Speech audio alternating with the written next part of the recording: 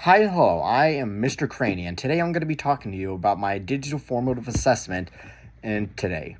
Specifically, part 2, which is going to be about how I am going to be utilizing technology in the classroom, which is going to be the questions I'll be getting here shortly.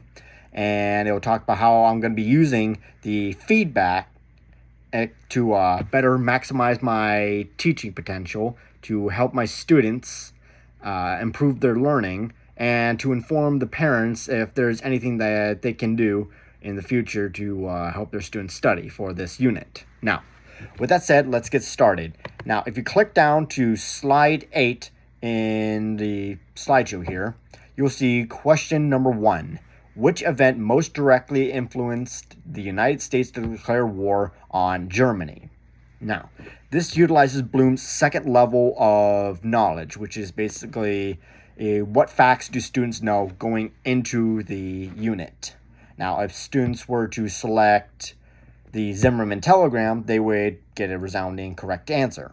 But if they were to select any of the others, such as the Battle of the Somme, Treaty of Versailles, the Russian Revolution, they would not get it correct. Now, this is not just to show the list of things that they gotten wrong. This is just to assess how much facts they know about this unit, and then I can just give them feedback like the Zimmermann telegram helped shift public opinion toward the war. I can just give them a short explanation, and next time when it comes to bigger exams, they'll be ready for it. Now, if you move on to slide number 9, you'll see question 2, the multi-select. This utilizes Bloom's third level of knowledge, which is about comparison of knowledge. Now, for my students, they'll need to select 2 reasons on why the U.S. entered World War I. Now, there are 2 reasons on the multiple select question, and there are 2 reasons that have nothing to do at all with the war itself. It's not even in the same time period. And this is just to show, on top of the facts that they know, what facts don't belong. They can just try to use their reasoning skills, like think the Boston Tea Party that took place in the 1700s, so that's like 200 years away from this war I may know a little bit about.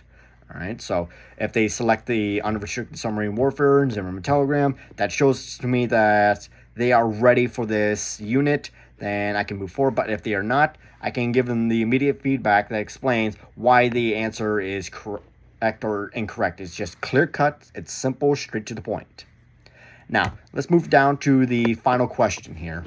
Question number 3 is a short answer response. It utilizes a different section of Bloom's third level of knowledge, which is about just letting students not just show what they know or don't know, but just what they know. They can write down as much as they can. Just give me a whole new approach to this question, which is explain why President Woodrow Wilson believed entering World War I was necessary. Now, if a student, they can give me any number of responses, but if the response at least touches on what I have here in my example, it was to protect American business interests in the shipping industry and secure a financial future with its biggest trading partners in the European continent. Like they said, England was buying weapons from us, and if they lost the war, they wouldn't be able to pay us. I'd accept that as a possible response. It's not about just one single approach, but how many approaches can students give me that comes close to the answer or it is right on top of it.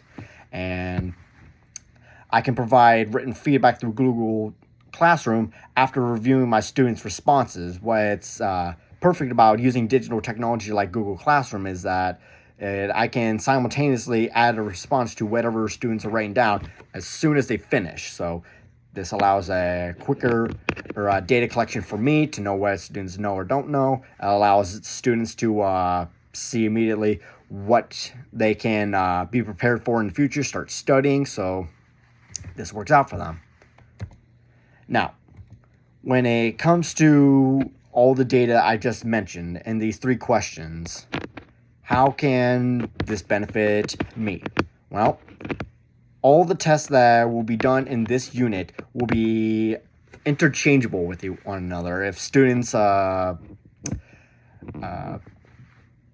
need more time writing facts, like learning about them, then I can shorten the amount of list of multiple choices and switch them out with, say, the similar multi-select questions, where students can utilize their comparison skills to know which events happened around that time and which events did not happen at that time.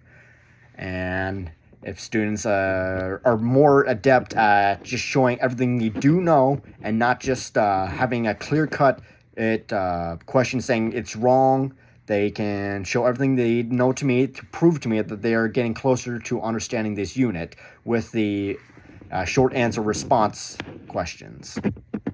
Now, for the parents, after I have collected the answers, the responses from these questions, I can write it down. I can then send it to the parents through an email addressing some of the areas that they can talk to their children about studying for before the big test comes their way.